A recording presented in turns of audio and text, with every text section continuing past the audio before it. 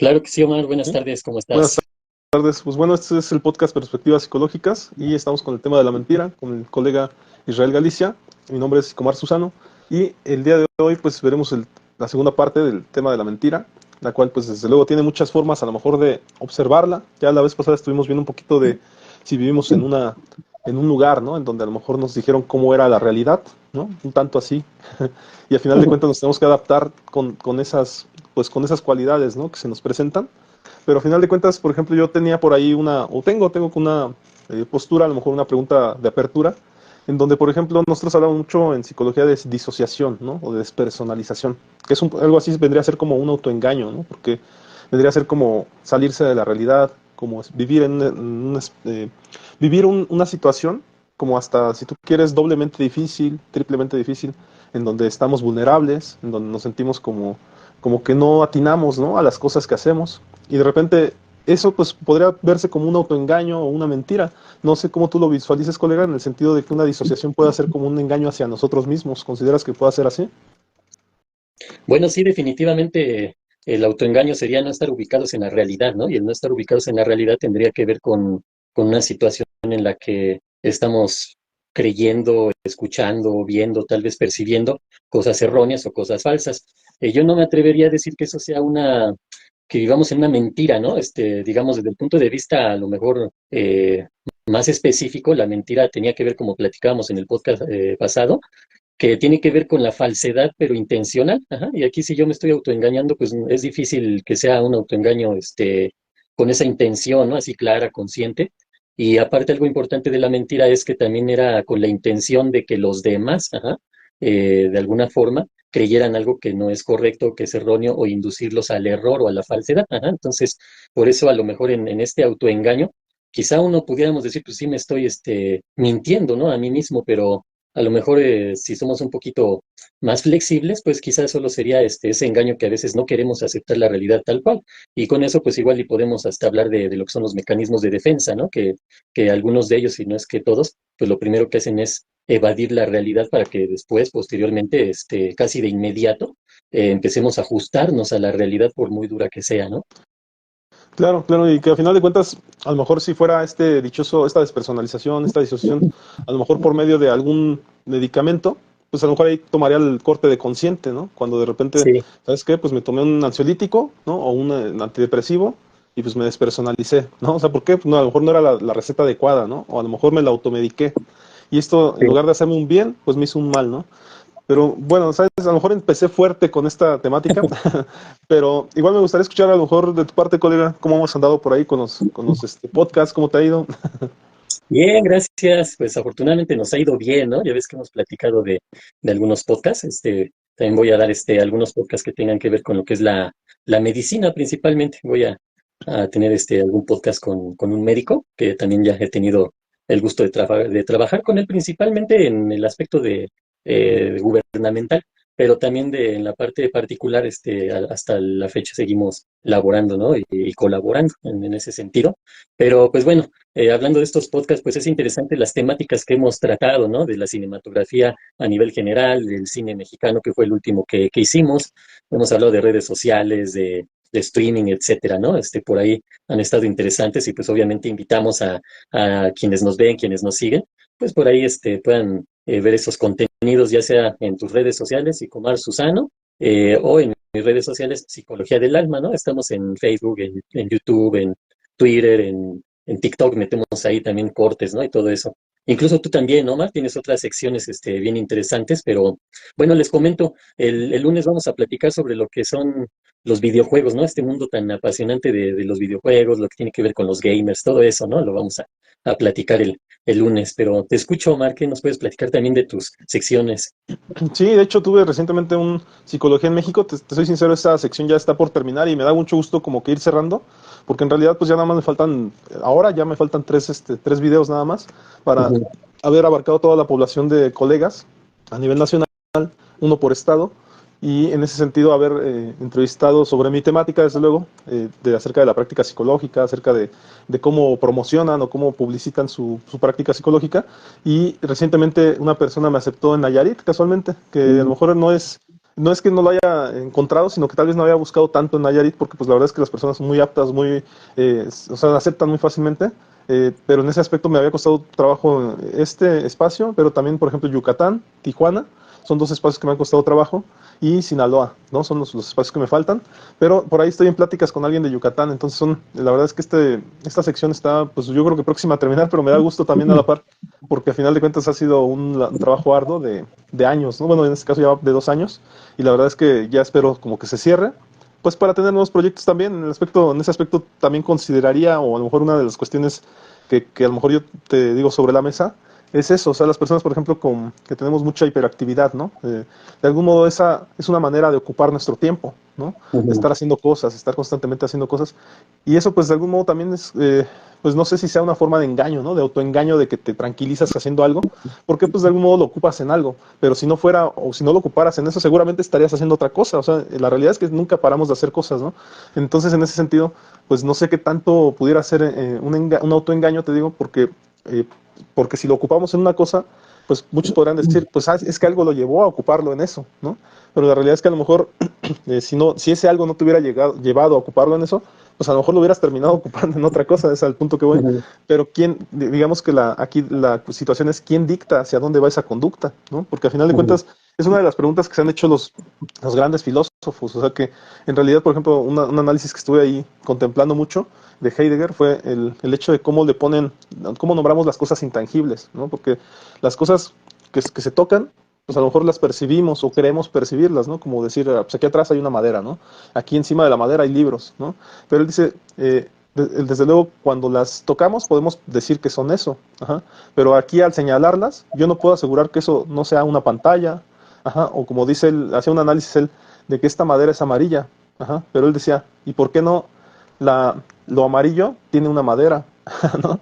O sea, y cada cosa amarilla que haya, a lo mejor ahora una puerta amarilla, o sea, ¿por qué no lo amarillo tiene una puerta? ¿No? O sea, y hablaba de esa confusión, ¿no? Pero que de algún modo decía más bien, él se refiere al hecho de que nombrar las cosas nos hace que las volvamos objetos, que las objetivicemos, Ujú. ¿no?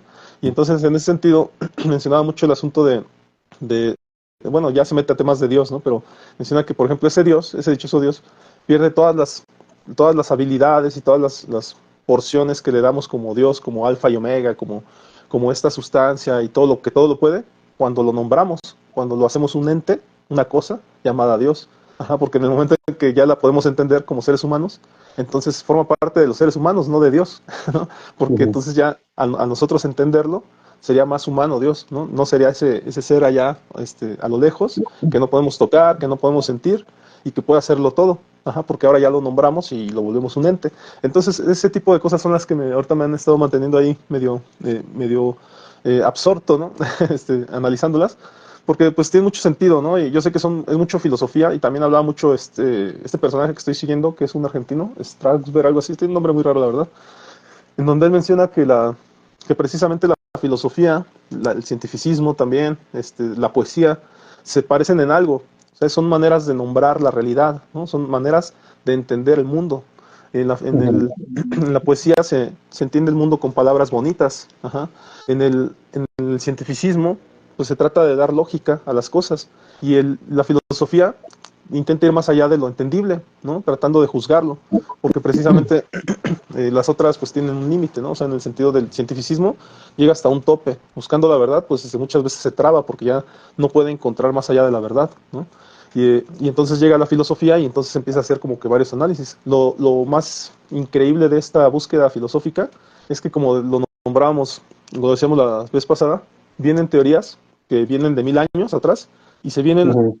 a fortalecer en la actualidad, ¿no? Nada menos la teoría cibernética se viene a fortalecer con la aparición de las computadoras, porque ahora entonces eh, una teoría que se realizó hace 1000 años por medio de un filósofo viene a tomar esa característica porque hoy en día las computadoras pueden hacer maravillas, pero como antes no, las Ujú. computadoras no podían hacer maravillas, entonces no era posible entender esa teoría. Y así como esa hay muchas que han venido a tomar forma conforme vamos entendiendo cosas. Y a lo mejor para ir aterrizando un poquito esto, y a lo mejor ponerlo sobre la mesa para la discusión, menciona ahí mucho este autor, ¿no? Que dice que si, por ejemplo, nos fuéramos no a 3000, no a 300 años adelante, ¿no? Ni a 3000, sino que nos fuéramos 100.000 años adelante, Ujú. Dice, a lo mejor eso que conocemos como química, pues ya no sería la misma química, ¿no? Sino que a lo mejor, si existimos todavía, para entonces, en 3000, en 100.000 años, seguramente el concepto de química sería otro, ajá, porque la misma química en 300 años, ajá, o en 3000 años mencionan, ha cambiado como unas 10 veces el concepto de química, ¿no? O sea, en 300 años, pues tan solo la humanidad no ha durado tanto, ¿no? Pero en 300 años se han invalidado lo que era el concepto de química, por ejemplo, de Aristóteles, se ha invalidado y se han cambiado ahora nuevas químicas, ¿no? Pero el punto que va es a ese, en primera, pues la humanidad como tal tiene poquito tiempo, ¿no? Y los avances que se puedan esperar de la humanidad pues, son increíbles, son muchísimos, ¿no? Nada menos nosotros en el ámbito de la psicología, pues también hemos visto estos cambios desde el 1800, ¿no? Con la aparición de Freud. Imagínate, o sea, qué pasaría o qué pasará cuando nos encontremos en un futuro a tres Freuds más, ¿no? O sea, a tres Freuds que deshagan lo que hay actualmente y que ahora nos digan, no, la psicología es otra cosa, ¿no? Entonces, te repito, son cosas que a mí me han estado como teniendo esta idea, atormentando un poquito la cabeza, porque al final de cuentas es un poco esa búsqueda hacia el futuro, y todo, a lo mejor en este caso me puse a investigar la mentira, ¿no? Pero porque al final de cuentas, siempre que pongas a investigar la mentira, se te pone sobre la mesa el cuestionar la verdad, ¿no? La verdad Ujú. actual. ¿No? Y en ese sentido, pues, fíjate, en este tiempo, desde 1800, tenemos tres grandes ramas, tenemos en la psicología, tenemos el conductismo, tenemos el humanismo y el psicoanálisis, ¿no? Las tres grandes fuerzas. ¿Qué nos deparará en un futuro, ¿no? O sea, ¿cuáles son ahora las nuevas ramas que podrán a lo mejor darle este cuerpo a la nueva psicología, ¿no? A lo mejor estas nuevas ramas involucrarán temáticas que tengan que ver con las nuevas, con la cibernética o con la computación, por ejemplo, ¿no? Con este mundo virtual que nos depara. Y ahora que nos vamos a meter al tema de los videojuegos, pues también en los videojuegos como tal es como vivir una realidad dentro pues de un cuadrito, ¿no? O en un mundo, en una televisión, vivimos una segunda realidad o muchas realidades diferentes. Meterse a jugar videojuegos es eso, o sea, es salirte de la realidad actual y meterte en una fantasía, ¿no? Y muchas veces te quedas así tan atorado en esas fantasías que solamente quieres dormir para regresar y terminar el juego, ¿no? Para continuar jugando. Ujú. Entonces, no sé, colega, ¿cómo es todo esto que te pongo sobre la mesa? ¿Alguna cosa que te venga a la mente por ahí? Bueno, pues mira, hay formas de irlo viendo, ¿no? Por ejemplo, esto que me comentabas de si podrá ser un autoengaño, algo así, la cuestión con respecto a la reacción emocional, etcétera. Quizá tengamos que definirlo un poquito más como una autorregulación, ¿no? Más que un autoengaño, ¿no? Más bien es una autorregulación de ir midiendo nuestras reacciones, de ir haciendo conciencia sobre nuestra forma de pensar, de sentir, de actuar, ¿no? Entonces, tendría que ver con esa parte. Ahora, cuando nos vamos a la filosofía, pues normalmente tendemos a irnos a lo que es la filosofía griega, ¿no? Que pues en su entonces era como un conjunto de pensamientos o de reflexiones que hacían, pues ahora sí que los filósofos de aquellos tiempos, pero tenían una metodología, ¿no? A lo mejor no se asemejaba así tal cual a la metodología científica, pero al final de cuentas tenían una metodología, no era algo así como disperso y a ver qué se me ocurre hoy, ¿no? Hoy amanecí con ganas de filosofar y a ver, me aloco en mis pensamientos. No, no era algo así, sino ellos trataban de llevar un orden, ajá, trataban de llevar, como ellos decían, una lógica. De hecho, la lógica era así como que una de sus bases, ¿no? Más fundamentales para poder llegar a la verdad, poder descubrir cosas y entender situaciones que en ese momento no se lograban. Entonces, si lo entendemos así, pues vamos a ponerlo que desde aquellos tiempos o desde mucho antes de ellos, ¿no? Pues ellos no fueron los primeros que quisieron entender las cosas, ¿no? Igual acá, si nos trasladamos al continente americano, pues aquí los toltecas, los mayas, los olmecas, los aztecas querían entender muchísimas cosas, ¿no? Ellos creían que el sol era un dios y resulta que pues es un astro, ¿no? De parte del universo, pero nosotros lo vemos así. Ellos en su momento pues lo vieron como un dios, como un ente que era algo superior, algo que proporcionaba vida, energía, y en ese sentido no estaban equivocados, porque sin el sol pues nos andamos muriendo, ¿no?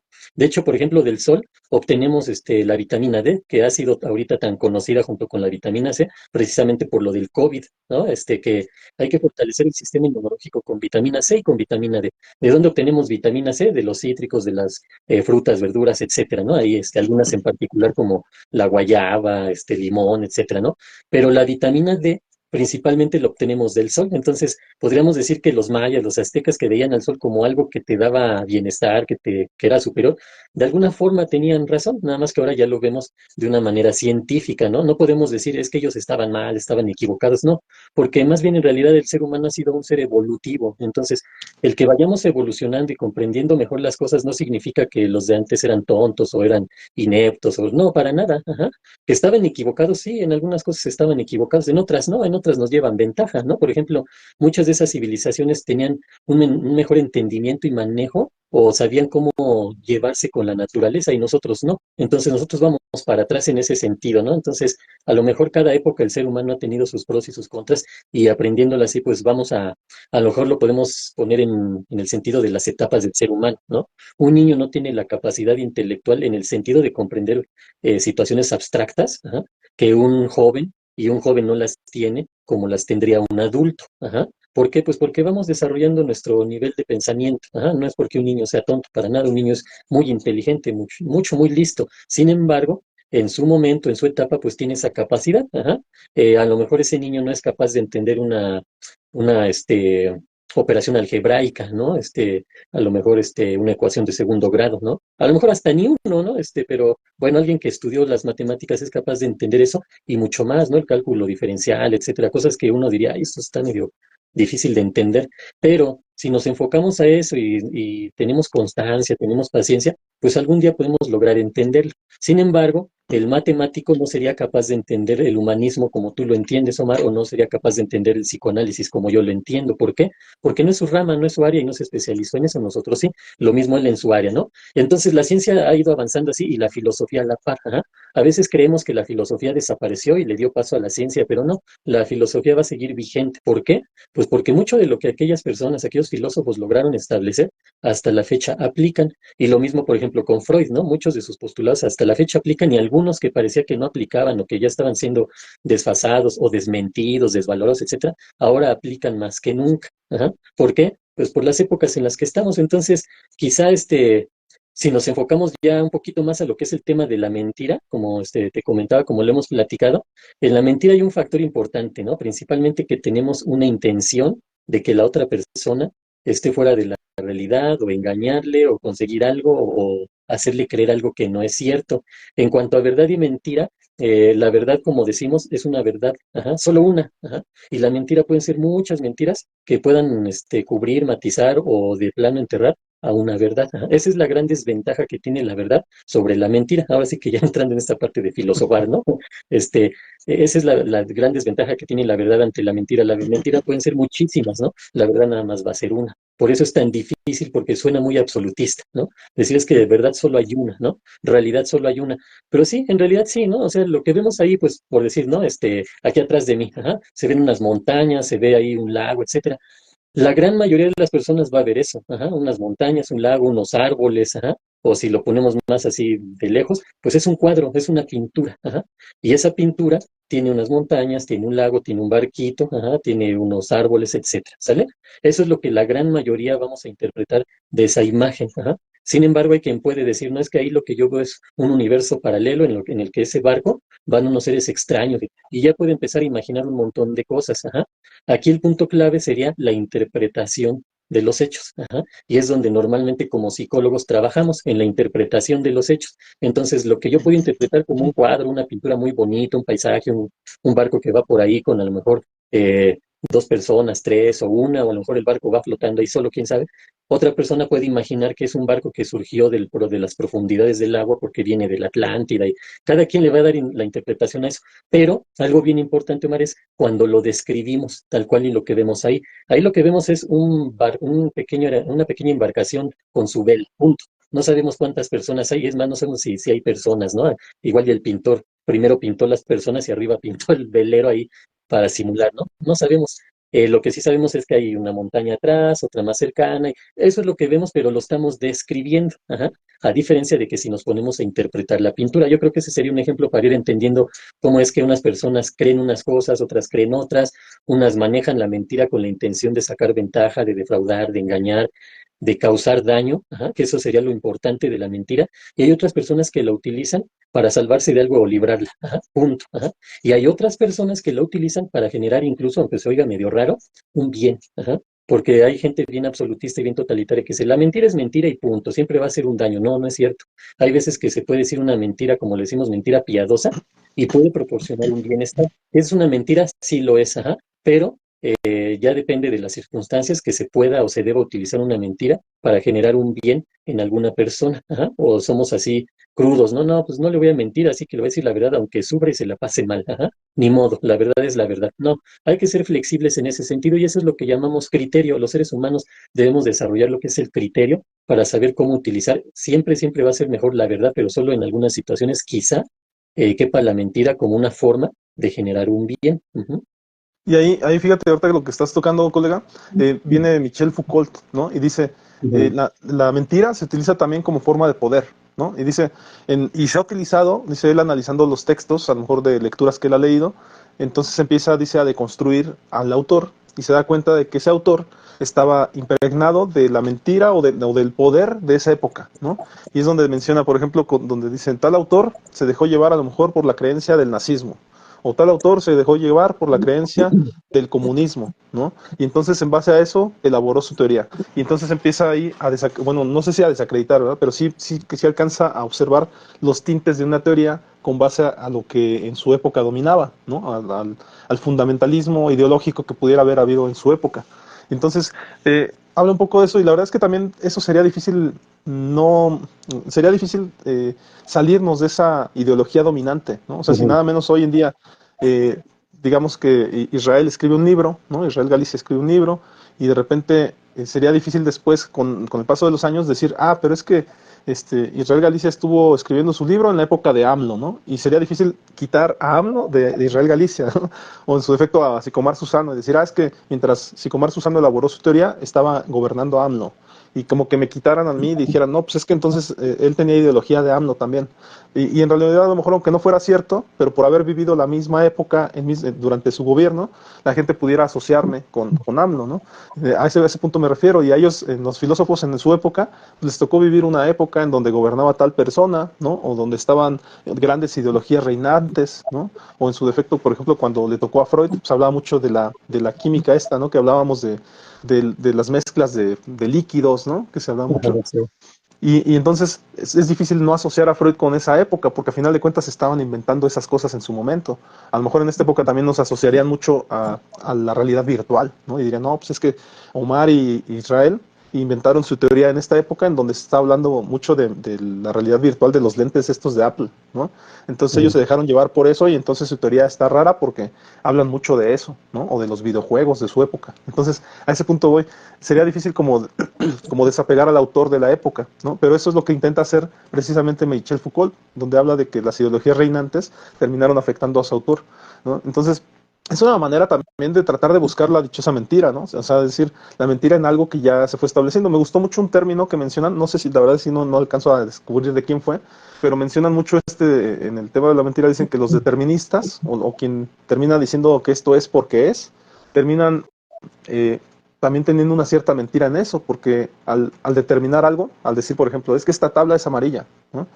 Pero no podría, o sea, un ebanista, ajá, o un carpintero podría decir cosas contrarias a que solamente es una madera, ¿no? Un ebanista o un carpintero nos diría, no, no es cualquier madera, es un roble, ¿no? O es un pino, ¿no? Y me puedo dar cuenta que es un pino porque tiene estas bolitas aquí, ¿no? O sea, es decir, quien, la persona que comprende más del tema, como hace rato lo decías, los especialistas, ajá, no pueden determinar algo y simplificarlo, sino que ahora pueden elaborar más reseñas acerca de la temática, ¿no? Entonces, es ahí donde ya nos metemos como que a más temáticas, ¿no? Por ejemplo, ahí yo también me puse a buscar un poquito sobre otras cosas, colega, sobre Ujú. para qué, por ejemplo, para qué profesiones la mentira pudiera ser ocupaciones o profesiones, la mentira pudiera ser en la actualidad a lo mejor benéfica, ¿no? ¿A qué Ujú. profesiones les podría ayudar el mentir, ¿no? Y nada menos, o sea, vi, por ejemplo, para un trabajo de ventas, pues desde luego que te ayuda mucho la mentira, ¿no? Hay un berretín Sí. que se te vaya, ¿no? Y Desde luego que vaya que te lo va a hacer, utilizan. sí, seguramente vas a hacer que el producto se vea magnífico. Para la mercadotecnia, pues ayuda mucho, ¿no? O sea, ese término que mencionaron por ahí, de que la mercadotecnia es el arte de mentir, ¿no? Para recibir algo a cambio, algo así más o menos lo mencionan, eh, Mm, para, para tener dividendos, algo así mencionan. Entonces sería, pues es una realidad que tratas de hacer ver muy grande el producto con mucha calidad para recibir dividendos. Ajá. Entonces, ¿quién no le ha cachado una mentira a un vendedor? ¿No? O sea, ujú, yo soy sincero, alguna vez tuve ese debate con mi mamá, porque ella se dio la tarea de vender alegrías, estas alegrías ricas, ¿no? Porque son sabrosas ujú, las alegrías. Entonces ella compraba alegrías para venderlas ahora acá en Morelia.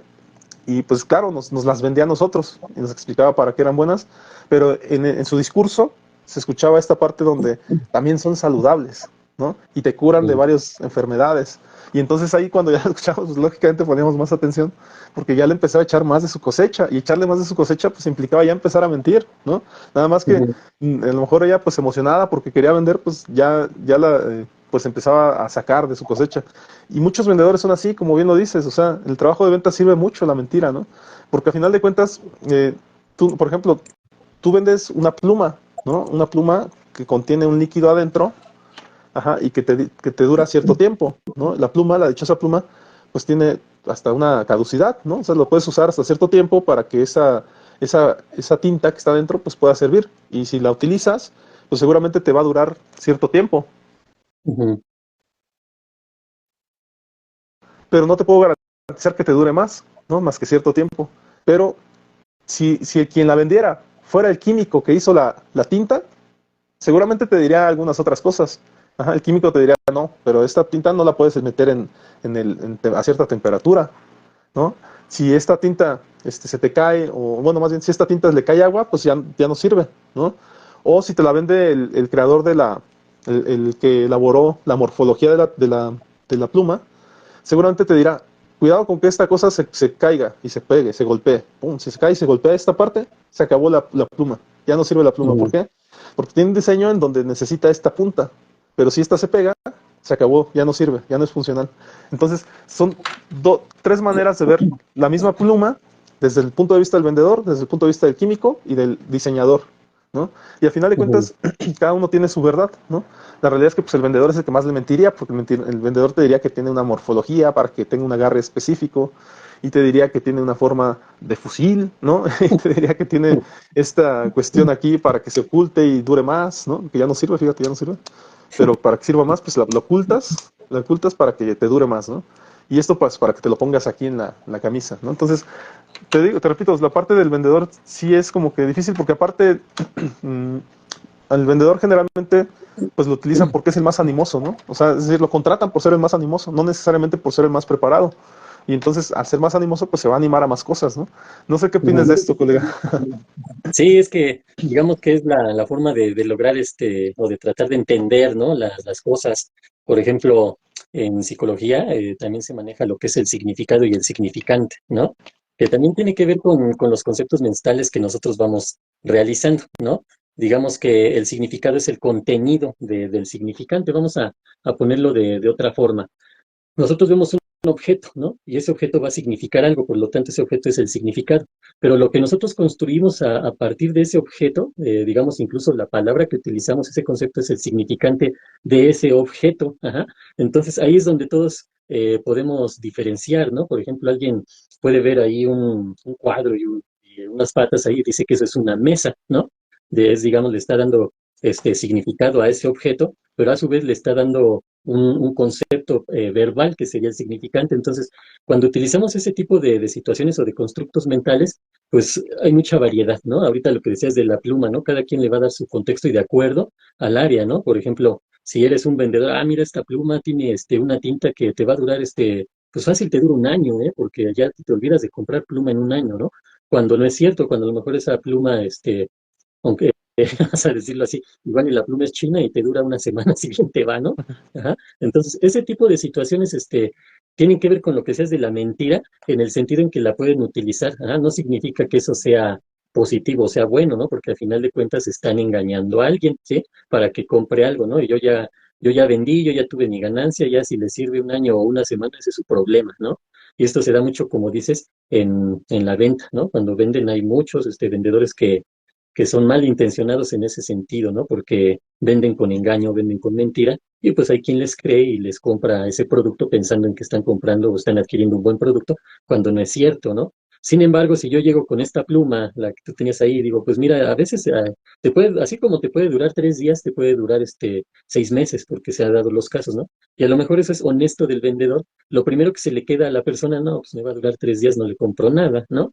Y por eso lo hacen, ¿no? Igual y primero podrían empezar, es que mira, esta pluma te puede durar 6 meses. Ha habido casos en los que te dura como 3 días, pero son mínimos los casos. Híjole, y si me toca a mí ese mínimo, no, gracias, no te compro nada. Entonces, por eso ellos, entre comillas, creen que se ven obligados a mentir para que el producto sea más atractivo y puedan vender lo que ellos necesitan vender para tener una ganancia, ¿no? Pero por otro lado también está la forma en que cada quien describiría, como dices, el objeto, ¿no? No va a ser lo mismo que, como decías, lo describa un químico, lo describa un ingeniero, lo describa un vendedor o lo describa una persona que le da igual si es una pluma o es un bolígrafo o es un lapicero, ¿no? Entonces, todo eso hace que nosotros vayamos generando ideas diferentes a partir de también de nuestro, por ejemplo, nuestro estado emocional también es bien importante. Porque si yo estoy de malas y llega un vendedor a quererme vender algo que sea la octava maravilla, pues no le voy a comprar nada porque ahorita estoy de malas. Ajá. Sin embargo, si el vendedor tiene esa empatía y dice, ay, no está de malas, necesito primero ponerlo de buenas y mejor le escucho, oiga, ¿qué le pasó? Y quién sabe qué, y después me empiezo a meter ahí en su problemática. Y después, mire, tengo esta pluma con la cual le puede escribir una carta a esa persona y le diga hasta lo que no. A ver, véndemela, ajá, ¿no? Esa es la cosa, ¿no? Pero bien interesante con respecto a todo esto de la mentira, pero también con respecto a la interpretación que le damos a las cosas, a los constructos mentales que nosotros hacemos, a lo que comentaba ahorita sobre el significado, el significante, conceptos que a lo mejor ahorita no vamos a ahondar, pero que nosotros utilizamos, por ejemplo, en terapia para entender qué significado le están dando a cierto objeto, a cierta situación, a cierta persona, a lo que hizo, a lo que dijo esa persona, el significante que tiene para mí eso, ¿verdad? Ese objeto o ese significado, etcétera, ¿no? Todo eso nosotros lo manejamos en terapia y pues bien, bien interesante, ¿no? Oye, colega, por ahí te iba a poner sobre la mesa algo también, ¿no? Por ejemplo, la mentira como tal es validada o sea, no es validada, no es que sea validada, sino que más bien Ujú. el psicoanálisis como tal, freudiano, surge a partir precisamente de entender o tratar de entender la mentira, ¿no? Que pues de algún modo la parte inconsciente esconde la verdad. Esa es un poquito la filosofía o es un poquito el por qué ocurre el psicoanálisis, ¿no? O sea, el entender el inconsciente. Sí. Y estaba observando eso, que hay personas que durante mucho tiempo se la pasaron pues protegiéndose, ¿no? O sea, como mecanismos de defensa, pues Ujú. tratando de ocultarse ante la conciencia, ante lo que los demás venden, y pasaron toda Ujú. una vida ocultándose, ¿no? A través de mentiras, pues tratando de ocultarse, o sea, o de meterse en el inmundo inconsciente, digamos, y pues en Sí. ese aspecto solamente cuando van a terapia empiezan a surgir, pues ahora sí que las verdades, ¿no? O sea, pero las verdades también vistas por ellos mismos, o sea, es decir, como que pues, tuvieron mucho tiempo en un autoengaño, por decirlo así, ¿no? O sea, ocultando esa verdad, ¿no? Y entonces Ujú. la revelación de ir a terapia, pues termina siendo eso, o sea, el abrir verdades, ¿no? Y ya después viene también Lacan a refrendar esto y decir, sí, o sea, efectivamente el psicoanálisis viene a abrir verdades, ¿no?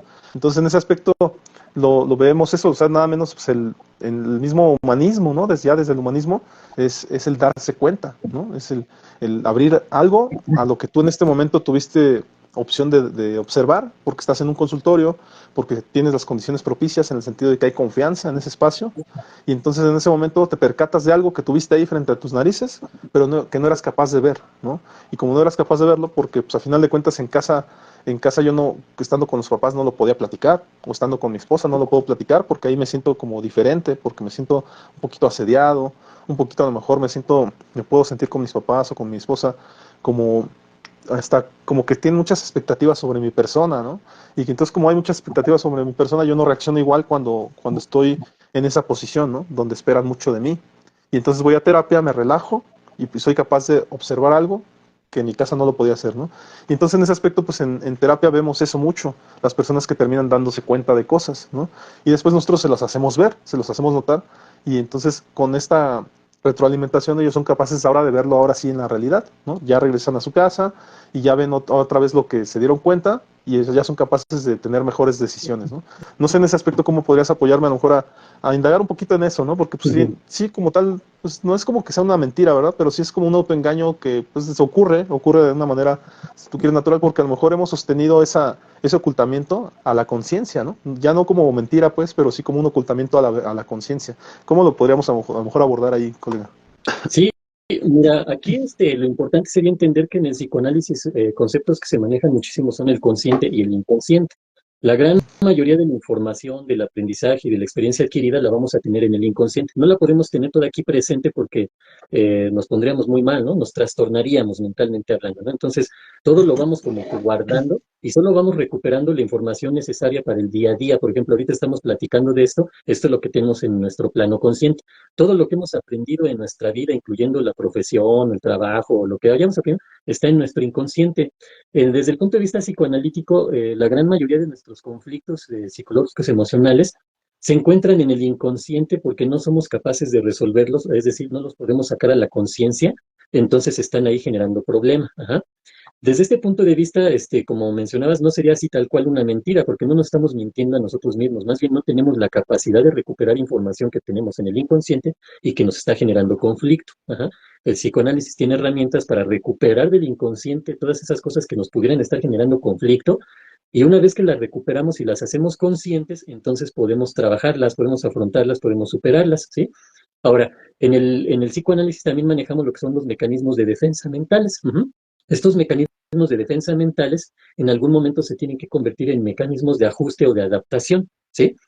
Cuando se convierten en mecanismos de ajuste o de adaptación, quiere decir que nos están ayudando a seguir el día al día, ajá, a superar situaciones, a afrontarlas, y pues nuestra vida sigue. Pero si esos mecanismos los utilizamos de manera extrema o se mantienen ahí por mucho tiempo o van creciendo en intensidad, entonces se van a convertir en mecanismos de defensa patológicos y es cuando puede venir incluso hasta el autoengaño que mencionabas este concepto, ¿no? Por ejemplo, está la negación, el mecanismo de defensa de la negación. Cuando alguien fallece no lo vamos a aceptar así de entrada, luego, luego, así de trancazo, no. Lo primero que hacemos es negarlo. No creemos o no queremos creer que esa persona ya falleció. ¿Por qué? Porque pues es un ser querido, ¿no? Si muere alguien más, pues no es que seamos insensibles, pero tampoco podemos andar por la vida afectados por toda la gente que va a fallecer, ¿no? Si no, imagínate. Entonces estaríamos trastornados, ¿no? De tanta muerte que hubo, por ejemplo, en el COVID. Entonces, el punto es que un fallecimiento sensible es el que tiene que ver con una persona querida o una persona allegada a nosotros. Ajá. Si esa persona fallece y nos lo dicen, nuestro primer mecanismo de defensa es la negación, decir, no es cierto, no es posible, no se ha muerto y me estás mintiendo, etcétera. Negamos la realidad, ¿sí? Pero no es una mentira, ¿ah? Ni podríamos decir que sea un autoengaño, simplemente estamos tratando de contener esa situación a manera que no nos genere una crisis que nos pueda llevar incluso hasta un infarto, ¿ah? Porque sí está comprobado que podríamos llegar hasta niveles extremos, ¿no? Tener reacciones tan fuertes que entramos en una crisis y para salir de ella puede estar difícil. Entonces, para eso sirven estos mecanismos, son como un colchón, ¿no? Como un amortiguador, pum, recibo el golpe, lo amortiguo y poco a poquito voy viendo o aceptando la realidad. Hay otro mecanismo de defensa, bueno, este de la negación, si lo mantenemos mucho tiempo, es la base de la psicosis, de cómo se les dicen, son dos tipos de psicosis, las psicosis orgánicas y las psicosis funcionales, ahorita se me estaba yendo.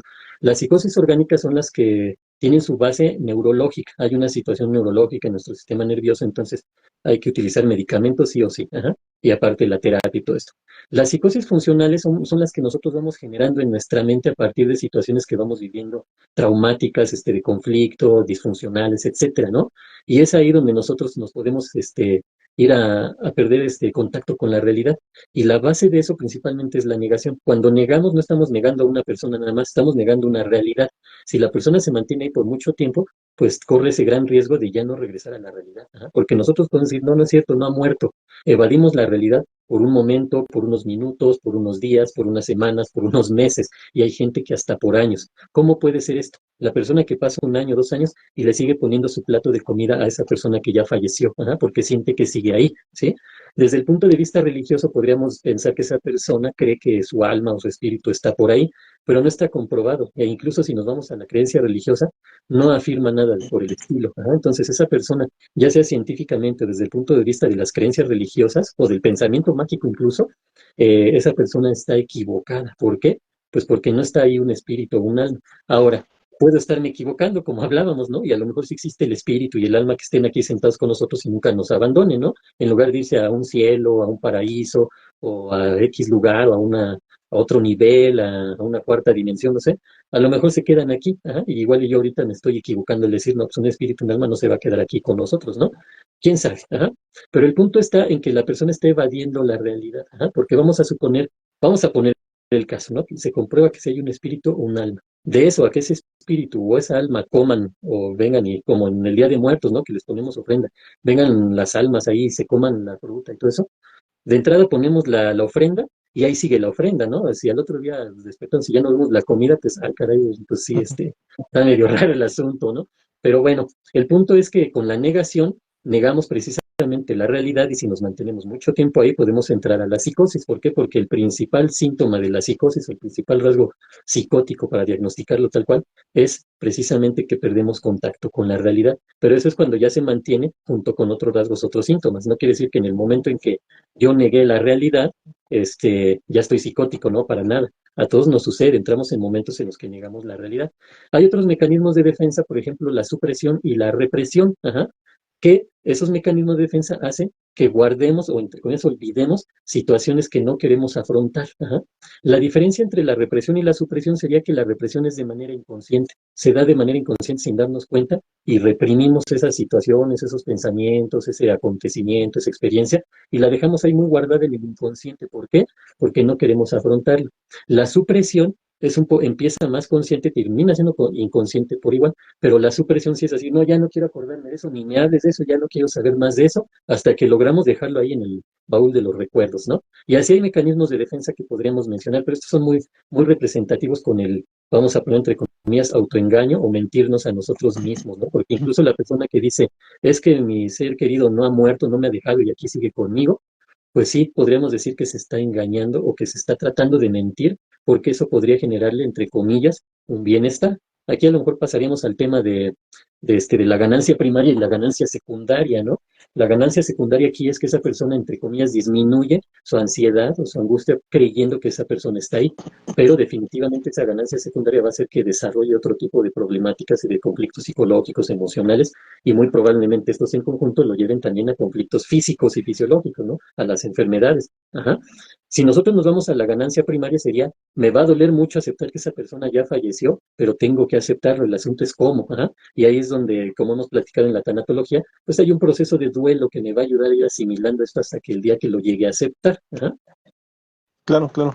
Han sido temáticas muy interesantes estas que mencionas, porque al final de cuentas hay hasta en las explicaciones que se dan acerca de esto del consciente y del inconsciente, se dibuja un Ujú. iceberg invertido, ¿no? En donde Ándale. efectivamente en el iceberg invertido todo hacia abajo, hacia adentro, termina siendo el inconsciente y que efectivamente muchas veces es como hasta 4 o 5 veces más grande que lo que se alcanza a ver en el consciente, ¿no?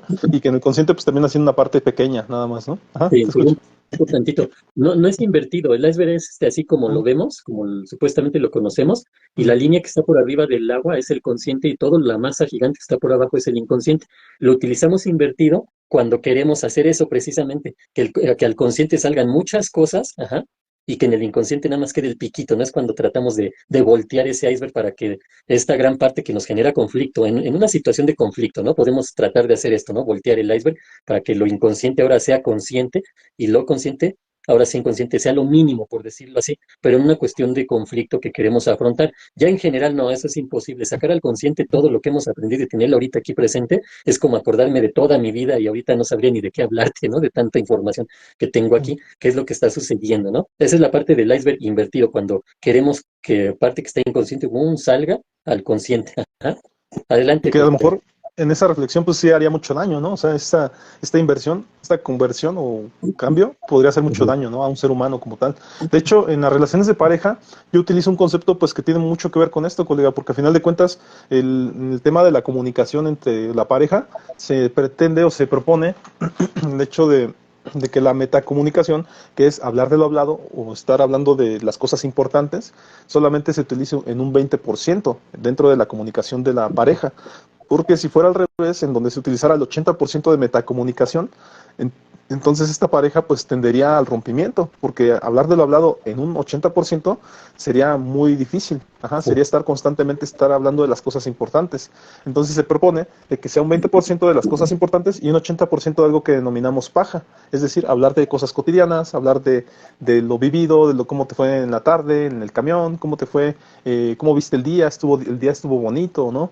Y entonces solamente ese 20% pues es suficiente como para sostener una relación o una comunicación con la pareja, pues en un grado importante, desde luego que sí, pero tampoco se vuelve científica, ¿no? La comunicación con la pareja. O sea, si no estamos elaborando una tesis en donde necesitamos 30 referencias, en donde necesitamos todo el tiempo estar referenciando de dónde viene esa información.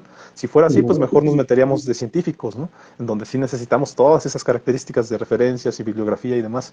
Entonces, es una manera a lo mejor de entender que la vida cotidiana, la vida interpersonal, tampoco requiere de tanta verdad, ¿no? Por decirlo así. O a lo mejor lo hemos construido así, a modo de que en el día a día necesitamos de repente solamente conocer algunas cosas de la realidad, ¿no? De la realidad como tal, ¿no?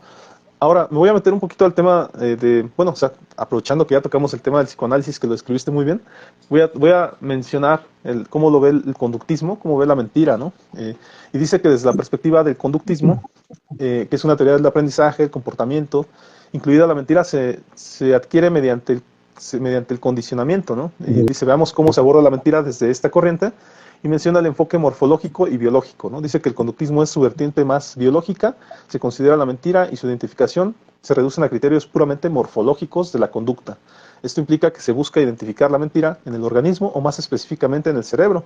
Algunos estudios han explorado mecanismos biológicos subyacentes a la propensión de mentir, por ejemplo, en pacientes con mitomanía, un trastorno caracterizado por mentir de manera compulsiva. Se ha encontrado que hasta un 40% de ellos presentan anormalidades en el sistema nervioso central.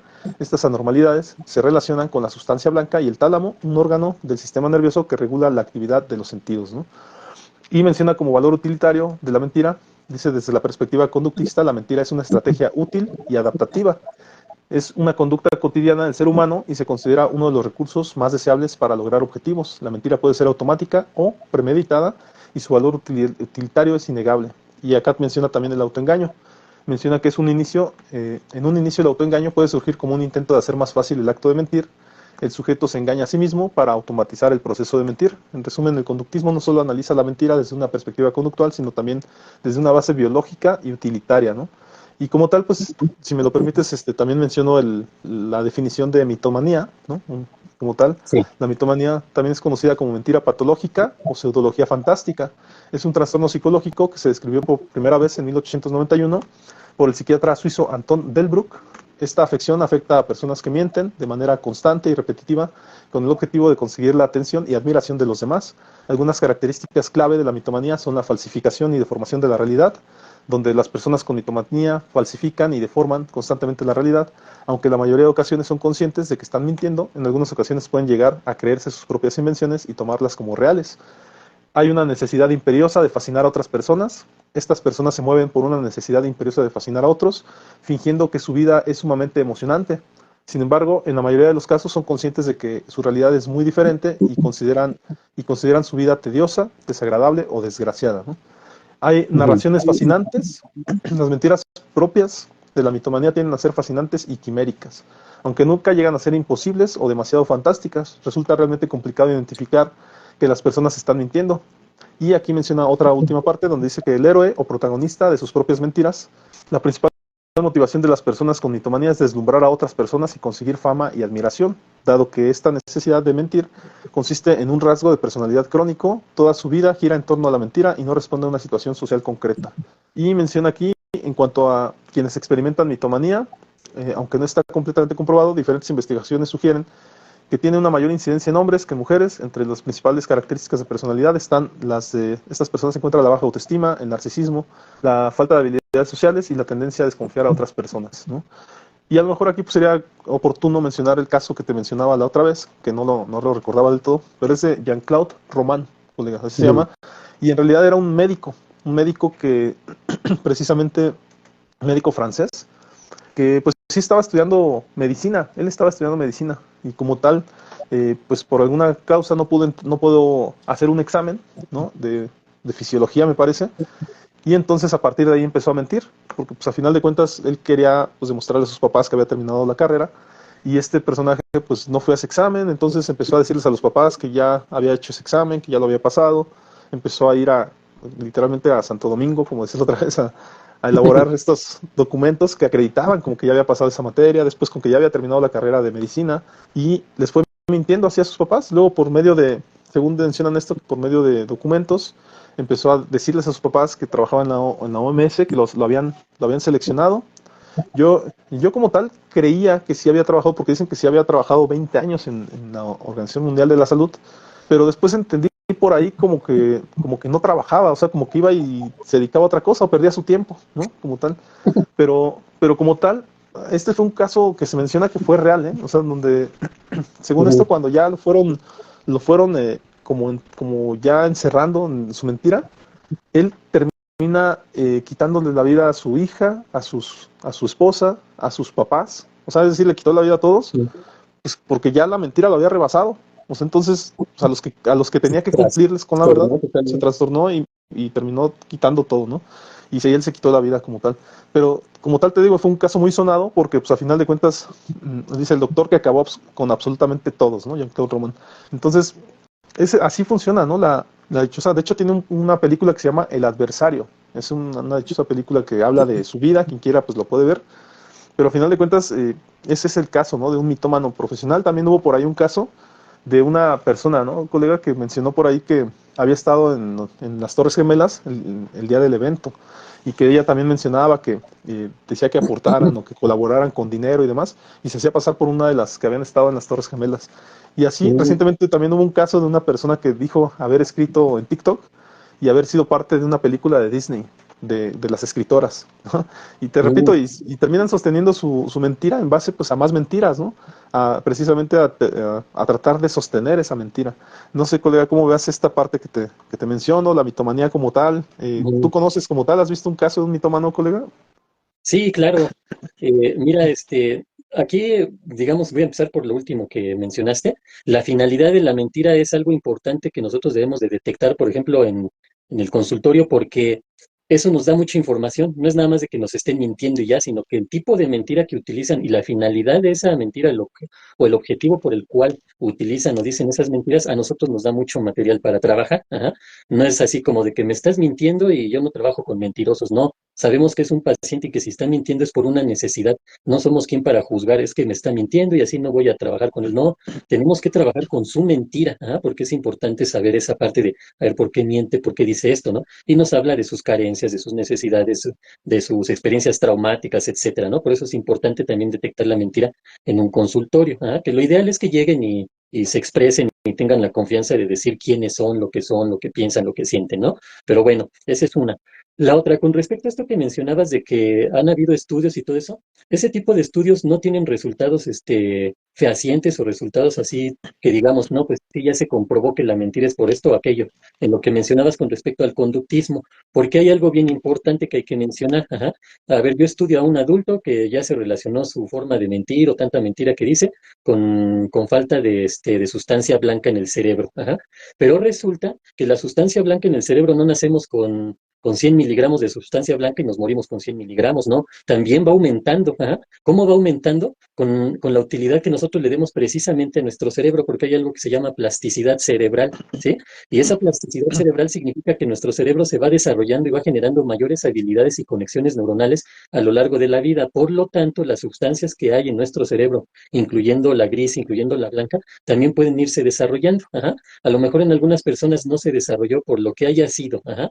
Y esa persona sí se fue haciendo mentirosa por situaciones de su contexto, ajá, o por lo que haya sido, y entonces se asocia, ¿sí? Entonces hay que tener bien en cuenta esa parte, ¿no? Que no son estudios longitudinales en los que desde que nació el bebé lo estoy analizando a ver si va a ser mentiroso o no, y a ver cómo se va desarrollando, se va generando su sustancia blanca para ahora sí determinar en un estudio a años longitudinal que sí efectivamente estos 100 bebés que estamos estudiando, desde que nacieron tenían cierta cantidad de sustancia blanca y resulta que sí efectivamente los que son matones, todo eso, tienen mayor sustancia blanca y los que no tienen menor. Ajá, entonces, eso es bien difícil de determinar. Por eso, de repente, el conductismo tiene ese tipo de situaciones, ¿no?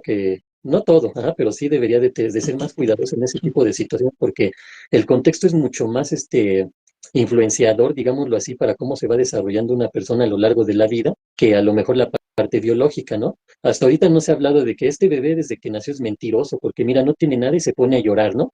No, ajá, nunca es, bueno, yo no conozco un caso así de un bebé que chille nada más por engañar a los demás, ¿no?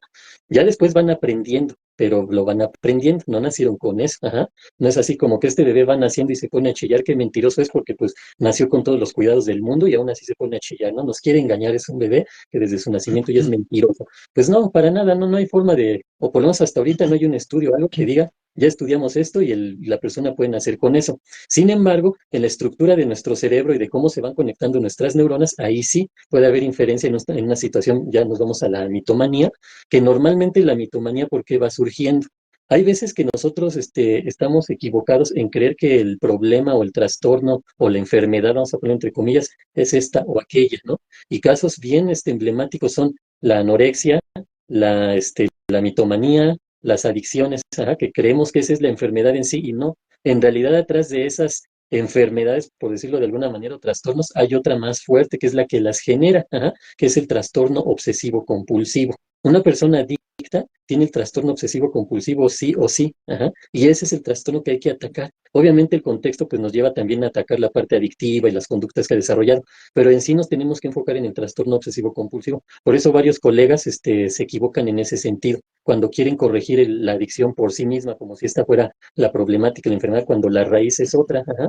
Y lo mismo con una persona que a lo mejor tiene trastorno dismórfico de la personalidad, ajá, que se ven diferentes, o la persona bulímica, es la persona anoréxica, que se siguen viendo con sobrepeso cuando pues ya están muy delgadas o incluso, como decimos coloquialmente, ya están en los huesos, pero se siguen viendo ellos muy gordos, ¿no? Tienen ese trastorno dismórfico, ajá, una situación mental muy severa, pero aparte tienen el trastorno obsesivo compulsivo, ajá, entendiendo el trastorno obsesivo compulsivo como la parte obsesiva, la idea o el pensamiento repetitivo que está ahí dando vueltas y vueltas y no se puede ir, no nos lo podemos quitar, y la parte compulsiva que es el acto o la conducta que surge de ese pensamiento obsesivo. Es decir, el alcohólico tiene la idea de que quiere tomar, necesita el alcohol, eso lo va a calmar o eso lo va a sentir mejor, o como que se piense y piense y piense en eso hasta que finalmente viene la parte compulsiva que es tomar, ajá, y no nada más es me tomo unos traguitos, no, toma en serio, ajá, y se puede aventar días tomando, ajá. Bueno, esa es la parte importante aquí, colega, que yo quería comentar al respecto de todo esto que mencionaste.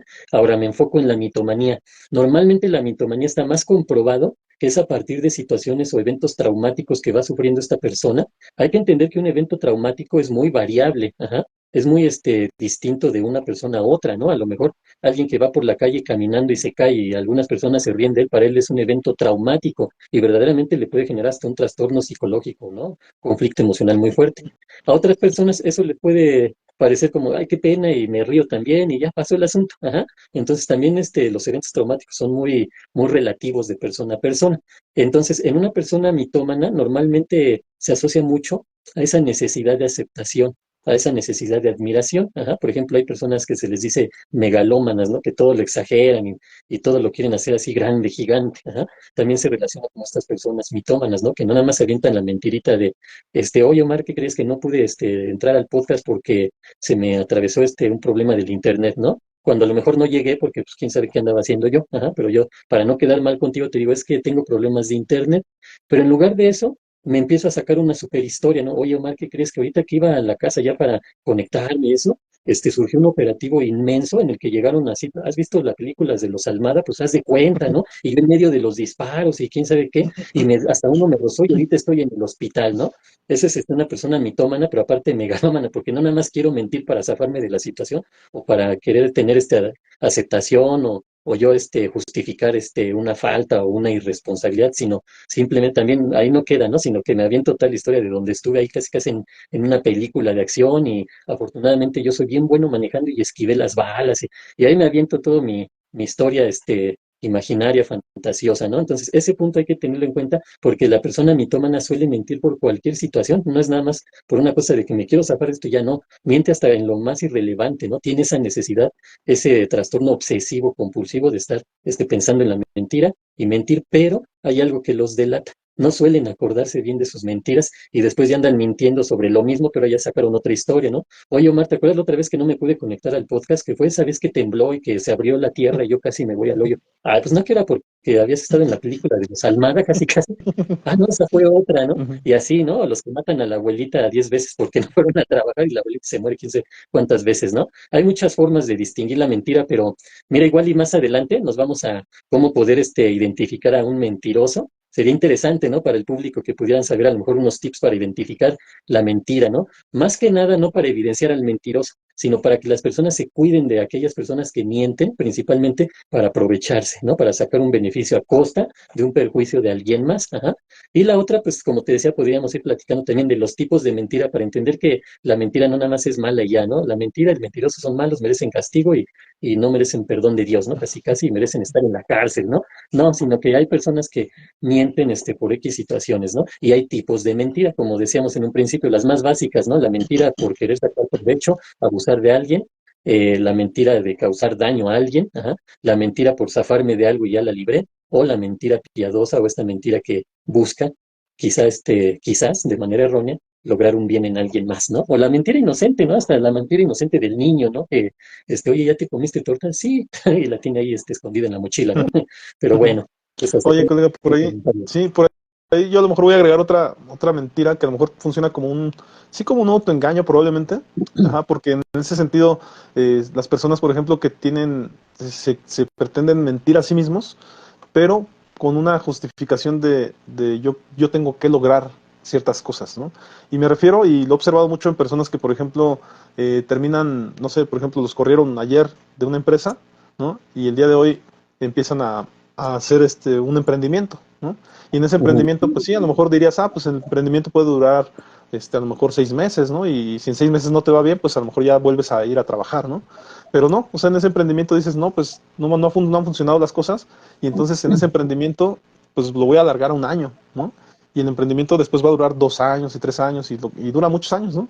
Y como tal, como el emprendimiento nunca fructifera, ¿no? O sea, no es Ujú. como que un emprendimiento que No da dure mucho, pero resultado. no da resultados, pero la persona sigue ahí en el emprendimiento porque a final de cuentas lo toma de una manera orgullosa y dice, no, pues es que en realidad estoy metido en esto porque esto tiene que funcionar. Y hay muchas personas que a veces así, Orgullosamente cierto. sí, y se empeñan mucho en que eso funcione. ¿Por qué? Porque ellos se prometieron a sí mismos que esto tenía que funcionar. Y a lo mejor ya vamos por el lado del emprendimiento, si tú quieres, pero a final de cuentas y hay muchas personas así, ¿eh? O sea, yo conozco muchos casos de personas que siguen no sé, por ejemplo, te puedo poner el caso de una persona que tiene una papelería y toda la vida duró en la papelería, ¿no? Y tú te metes y sí, o sea, te entras y la papelería fue funcional y todo, pero como tal no dejó de ser una papelería y siempre la misma papelería, ¿no? Pero él en su mente probablemente es como que la gran papelería, ¿no? Y le agrega cosas, no sé, el señor ya es un señor grande y tú escuchas afuera promociones en uno de estos bocinas de esas grandes y él las promociona como si fuera la papelería de Morelia, ¿no? O sea, como que y en esta papelería tenemos este producto y este producto. Y entonces él en su emprendimiento hizo el proyecto de su vida, ¿no? Pero así como ese, conozco muchos casos, ¿no? O sea, muchos casos en donde las personas tendieron a encerrarse en su proyecto y, y a lo mejor no lo crecieron. Es funcional el proyecto, Ujú. les da para comer, pero a final de cuentas en su mente tienen el megaproyecto, ¿no? Esa parte a lo mejor cómo me podrías apoyar a lo mejor a describir esta parte, colega. Sí, bueno, mira, aquí es importante determinar si yo tengo una papelería pequeña y yo anuncio que tengo casi casi la cadena de papelerías Lumen, ajá, o simplemente eso está en mi mente y yo me estoy engañando y estoy fuera de la realidad, ajá.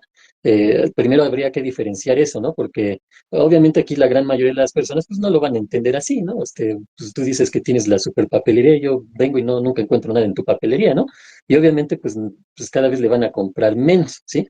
Pero la otra situación es que esas personas, si lo hacen con la intención de engañar a los demás, eh, a lo mejor sí ya tendríamos que ver que los demás se la crean, ¿no? ¿No? De entrada, ¿no? Sería difícil que alguien se la creyera. Ajá. Pero bueno, a estas personas, por decirlo, ¿cómo ubicarle en su realidad? Primero dejamos que describa lo que cree, ajá. Así como, a ver, cuéntame sobre tu papelería y todo esto. Ajá. Ok, ya que empieza a sacar todo eso, nosotros empezamos a hacer preguntitas, ¿no? Así como más directas, ¿no? Oye, ¿por qué dónde vas a conseguir todo esto de tu papelería? Y a lo mejor en base a preguntarle ese tipo de cosas, pues quizá nada más va a otra papelería a surtirse, ¿no? Y entonces a lo mejor ahí tendría la necesidad, no, pues me voy, por ejemplo, en la Ciudad de México, hay por la zona del centro histórico, hay muchas papelerías o grandes empresas, ¿no? Por decirlo así, que donde puedes conseguir todo, pero por montones, ¿no? Y muchas de las papelerías de alrededor se van a surtir allá y ya vienen a otros lados y ya ponen su papelería, ¿no? Pero esa persona podría estar imaginando, no, pues yo me voy a surtir allá al centro, ajá. ¿Y en qué calles te vas a...? Y empiezan a dudar, ajá. Cuando les empiezas a preguntar y a preguntar, pero con un tono afable, ¿no? Amable, por decirlo así, no es así como que te pones así, a ver si es cierto, no, no, obviamente no es así, sino verdaderamente es una intención, por lo menos de parte de uno, de que esa persona llegue a esa parte, ajá, a esa situación. ¿Sí? Bueno, entonces, el punto sería que a través de esas preguntas la persona quizás se puede ir dando cuenta de que pues, está como en una fantasía, ¿no? Entendiendo que esa persona va con nosotros o la lleva a alguien como para poder sacarla de ahí, ¿sí? Porque si no, pues a nosotros qué, ¿no? Pues voy y conozco a esta persona, pero como yo soy psicólogo, tengo que sacarlo de ahí. No, ajá, los psicólogos no hacemos eso, no salimos a la calle viendo a ver quién necesita nuestros servicios, ¿no? Sino lo contrario, más bien tratamos de evitarlo, ¿no? Las personas que acuden a nosotros somos a las que atendemos. Entonces, entendiendo que esta persona acude a nosotros y dice, es que no sé, siento que estoy viviendo algo que no es, y quizá podemos entrar más de lleno, ajá. Pero si no, si alguien más lo lleva, es que mire, lo traigo, a lo mejor hasta nos dicen a nosotros casi casi escondidas, lo traigo porque dice que tiene una super papelería cuando no, nada más tiene esta papelería que apenas si le da para comer. Que hay que dejar bien claro que hay gente que con papelerías ha hecho muchísimo dinero también, ¿eh? Y no me refiero a esas grandes papelerías, esas cadenas, no. Personas que tienen una papelería y con esa ganan muy bien, ¿no? ¿Por qué? Porque se saben administrar, saben tener lo adecuado, ajá, saben lo que le piden siempre están atentos con las escuelas a ver qué van a pedir para tenerlo ahí, ¿no? Pero bueno, esta persona pues no es así, obviamente. Tiene una pequeña papelería, no la tiene surtida, pero cree que tiene la gran papelería. Nosotros tendríamos que ver si es un trastorno mental que tenga que ver con una situación neurológica o es un trastorno psicológico a partir de la mitomanía o la megalomanía, ¿no? De que engrandezco todas las cosas. Una vez más, yo diría, nos tenemos que ir a esa parte del trastorno obsesivo compulsivo y esa necesidad de mentir y por qué hacerlo, ¿no? Ya que logramos entender eso, pues como te digo, empezamos a preguntarle, pero de manera muy tranquila, ¿no? Con un afán verdadero de que esa persona vaya descubriendo que está mintiendo. O nos la podemos aventar ahí 5 horas y esta persona va a ir cubriendo una mentira con otra y con otra, ¿no? ¿Y a dónde vas a aceptar? Pues al centro. ¿Y a qué calles? Ah, pues ahí a Isabel la Católica, ahí voy. ¿Y cómo se llama la tienda a la que es? Ah, pues se llama Lumen, ¿no? Y ahí es donde yo voy. Ah, sí, ahí quién te atiende. Ah, pues me atiende Juanito, que siempre que llego ya me tiene aquí todo preparado, ya sabe, ¿no? Y es más, yo soy un cliente que hasta me dieron ya una tarjeta de oro, una tarjeta dorada, ¿no? Y se puede seguir con un montón de mentiras, ¿no? Pero hay que buscar la manera, ajá, de que en algún momento sepa por lo menos que ya su mentira puede terminar. Pero puede haber gente que puede estar miente, y miente, y miente, y miente, y una sobre otra, ¿no? Como es en una bola de nieve que en algún momento le va a caer y nosotros tal vez en ese momento digamos, bueno, mira, tu familia es algunos de tus familiares, obviamente ya nos pusimos de acuerdo con los familiares y decirles, mira, si hay la necesidad de decir que ustedes pues están atentos o preocupados por su situación, etcétera, ¿no? Y le podemos decir a esta persona, ¿no? Mira, algunos de tus familiares me comentan que tu papelería es esta. Ajá. ¿Tú qué me dices? Si es esa tu papelería donde nada más hay pocas cosas, donde no hay todo eso que tú mencionas. Y la persona o se puede cerrar y saber que necesita ya atención psiquiátrica o puede empezar a aceptarlo, ajá, y empezar a platicar, ¿no? Y decir, mira, todo eso que tú tienes en tu mente, tal vez no todo, pero quizá parte lo puedas lograr, ajá, pero hay que trabajar para hacerlo, ¿no? Y entonces uno los lleva a ese punto, ajá, enfocarlos a que, mira, puedes lograr este objetivo mínimo ahorita, este pequeño objetivo, los objetivos se plantean de esta forma, tienes que preguntarte el por qué, para qué, con quién cuentas, cómo lo vas a ir logrando, pero pisando, ¿no? El suelo, los pies en la tierra, ¿no? En base a tu realidad, ajá. Esa es la manera, ¿no? Claro. Que podemos ir guiando a esta persona. Y bueno, luego está el caso, si tú quieres, como en broma, ¿no? Un poquito en broma, pero ya es que los estandoperos Ujú, llevan a veces esas cosas a las bromas. Y el caso de Coco Celis, ¿no? Que menciona que él, pues era este tipo de persona mitómana, ¿no? Que efectivamente decía, le decía, alguien le dijo que no contara que le iba a confesar algo y que no le contara a nadie eso, ¿no? Y entonces él, en su mente, pues, de cómico, de estandopero, pues efectivamente sí andaba contando ese secreto que le contaron, ¿no? Y entonces un ujú, día llegó llegó con la persona que le había contado ese secreto y le estaba contando el secreto de esa misma persona, ¿no? Entonces él lo narra de una manera chistosa donde le estaba contando su Ujú. secreto a la persona que me dijo el secreto, dice él, ¿no? Pero No, pues bueno, no, ya. De todos escogió al que le dé el secreto. sí. Oye, colega, por ahí, bueno, a lo mejor un tema que me gustaría, no sé si tú quieras abrir algún tema, Ajá. pero en ese aspecto me gustaría tocar un tema que nos incumbe mucho a nosotros, los psicólogos, ¿no? Pero Ujú. a veces hay pacientes, ¿no? Que es yo recuerdo, ¿verdad? Que nos mencionaba mucho que era algo así como que eran los casaterapeutas, ¿no? Algo así. Pero que son pacientes que efectivamente van de terapia en terapia y diciendo que la terapia no funciona, ¿no? No funciona como Ujú. tal, pero que en realidad pues es mucho su resistencia a ellos a que una terapia como tal funcione. No considero que pudieran ser así como que, voy a ir a todos, con todos los psicólogos de Morelia y les voy a decir a todos que no funcionan, porque pues eso implica dinero, ¿no? Sí. Más bien considero que a lo mejor hubo un momento en donde sí quisieron que funcionara la terapia, pero al final de cuentas su resistencia los llevó a decir, pues es que no me funcionó a mí, pero después los mandaron con otro, y luego con otro, y luego con otro, y en todos terminan como que diciendo que ninguna terapia funciona, ¿no? Entonces, en ese aspecto, pues bueno, ese es a lo mejor el tema de apertura, pero también es cierto, bueno, no sé si quieras tomar esta parte primero y ya después me meto a Ujú. la segunda parte. Ajá, no sé Ah, qué ok. quieres comentar respecto a esto, colega. Sí, ahí pues hay situaciones diferentes, ¿no? Hay gente que sí definitivamente ha tenido la mala fortuna de caer en manos de colegas que no tienen la capacidad o no tienen experiencia o no tienen la disposición también, ujú, lamentablemente, ¿sí?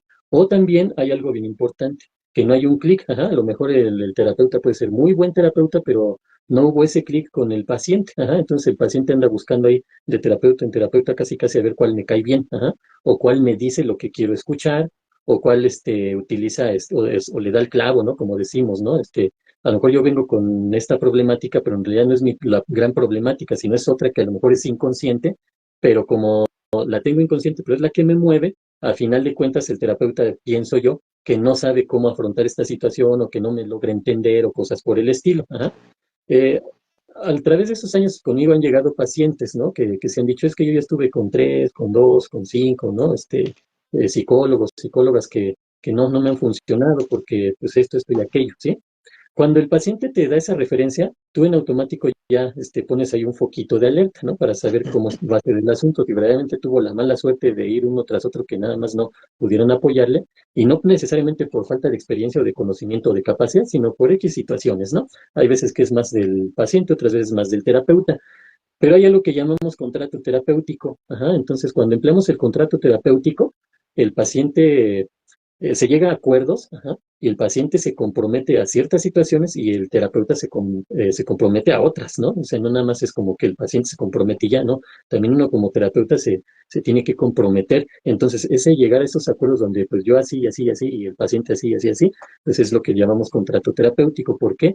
Porque hay veces que uno les deja ciertas técnicas o ciertas actividades o una lectura, llega a la siguiente sesión, ay, es que no me dio tiempo, ay, ya no lo hice, ay, ¿qué me había dejado? ¿No? Entonces te vas dando cuenta que en realidad no eran los colegas anteriores, ¿no? Sino es el paciente, como dices, tiene resistencias o simplemente no quiere avanzar en ese sentido o no se quiere comprometer, ajá, y no precisamente porque no quiera mejorar, ajá, porque a lo mejor quiere mejorar, pero pues no, pues quizá no de esa forma, porque hay gente que se mueve por la ley del menor esfuerzo, ajá. Entonces, yo quiero ir con el psicólogo casi casi que saque una varita mágica y me cambie mi forma de pensar, de actuar y todo, ¿no? Pues obviamente no hay nada por el estilo. Ajá. Entonces hay gente que se compromete y que verdaderamente va cambiando e incluso te dicen gracias porque me siento mejor, estoy saliendo adelante, etcétera. Pero uno sabe que en realidad son ellos, ajá, los que se están esforzando. Uno les pone ciertas herramientas, les hace ver ciertas cosas, les ayuda a uno a ser consciente de ciertas cosas, etcétera. Y son ellos los que verdaderamente hacen el esfuerzo. Nosotros, pues, es nuestro trabajo. Sin embargo, hay gente que no se quiere esforzar para nada, ¿no? Y si esa persona, imagínate, si se junta un paciente que no se quiere esforzar con un psicólogo que no se quiere esforzar, pues quién sabe qué sale de ahí, ¿no? Pero Sí, bueno, eso es lo que yo podría comentar al respecto, colega. claro, colega, y que a lo mejor me quiero meter un poquito más a fondo a esta parte, porque es importante, sí es cierto, nosotros como colegas, como psicólogos, pues darnos cuenta de que nuestro tratamiento puede tener pues esa dificultad cuando el paciente, digamos, ya fue con varios psicólogos. Ujú. Yo la verdad es cuando veo eso y que fueron, por ejemplo, tres psicólogos y fueron muy seguidos, porque les digo, ¿cuánto duraste? No, pues duré un mes. Luego con el siguiente otro mes. ¿Cuánto pasó entre un paciente y otro, no? No, pues duró una semana y me fui con otro psicólogo, ¿no? Y entonces los van descartando rápido. y entonces su tratamiento dura poco. Entonces, qué es lo que pasa? ¿O qué es lo que yo ando anticipando? Que conmigo va a durar poco, ¿no? Porque nada más fue un mes con uno, un mes con otro, un mes con otro. Entonces, estoy como que mi percepción es, pues conmigo va a durar un mes, porque al final de cuentas ha ido descartando psicólogos, ¿no? Pero Ujú. también la otra realidad es que, como bien lo dices, probablemente el cliente tiene que saber cuando una terapia pues va bien, ¿no? O sea, también es cierto, o sea, esa es una realidad que el cliente también debería tener esa certeza, ¿no? Que es difícil a lo mejor tenerla porque pues nosotros brindamos un servicio que solamente es posible observar cuando participas en él, porque es un servicio intangible en donde necesitas estar en la sesión. Pero como tal, bueno, acá menciona una serie de cosas que igual si me lo permites las leo para que se entienda, ¿no? Dice que por ejemplo, por ahí puede haber una falta de conexión o sintonía, ¿no? Ujú. Y es fundamental que exista conexión entre el paciente y el psicólogo. Si no sientes que hay empatía o que el terapeuta no comprende tus necesidades, podría ser el momento de buscar otro profesional. La relación terapéutica es esencial para el éxito de la terapia. Si no te sientes cómodo o no hay sintonía, considera un cambio. El estancamiento de la terapia. Si sientes que la terapia se ha estancado y no estás avanzando, es válido considerar un cambio. La terapia debe ser un proceso de crecimiento y mejora. Si no ves progresos, es hora de evaluar si el psicólogo es el adecuado para ti. Incompatibilidad de enfoque o de especialización. No todos los psicólogos tienen la misma formación o experiencia, ¿no? Que es algo que mencionabas. Algunos pueden no estar especializados en tratar tu problema específico, ¿no? Si sientes que el enfoque del psicólogo no se ajusta a tus necesidades, considera buscar a otro profesional con la especialización adecuada. Y el malestar después de las sesiones. Si te sientes mal después de las sesiones de manera constante, más allá de tratar temas sensibles, podría ser un indicador que necesitas un cambio. La terapia debe ser un espacio de apoyo y crecimiento, no de malestar persistente. Y menciona aquí, ¿no? En resumen, cambiar de psicólogo es una decisión personal y puede ser necesario si no te sientes cómodo, no ves avances o no hay una conexión con el profesional actual. Buscar un terapeuta que se ajuste mejor a tus necesidades es válido y contribuir a una terapia más efectiva, ¿no? Sin Ujú. embargo, también hay casos, ¿no? En donde me tocó alguno, ¿no? Donde, por ejemplo, al tener una asociación de psicólogos, eh, la pareja, de cuenta, venían una pareja, pero venía conmigo y otro con una psicóloga, ¿no? Y entonces cuando el paciente de la psicóloga deja de venir, entonces este tiende a dejar de venir, ¿no? Que como que pareciera lógico, porque pues los dos vienen juntos y uno se mete a un consultorio y el otro al otro, ¿no? Pero si tu tratamiento pues ya va avanzado, pues no necesariamente tienes que dejar de venir porque haya dejado de venir tu novia. ¿Te das cuenta? O sea, Ujú.